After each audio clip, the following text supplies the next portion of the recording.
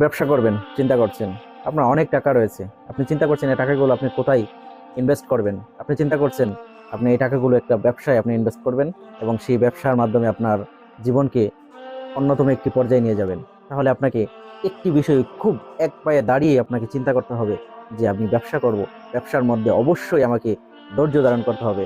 পাশাপাশি ব্যবসার এমন একটি নিয়ম রয়েছে, আপনাকে অবশ্যই চিন্তা করতে হবে, থিঙ্ক করতে হবে যে ব্যবসায় আমি লাভও করতে হবে, পাশাপাশি আমি লসের চিন্তাও করতে হবে।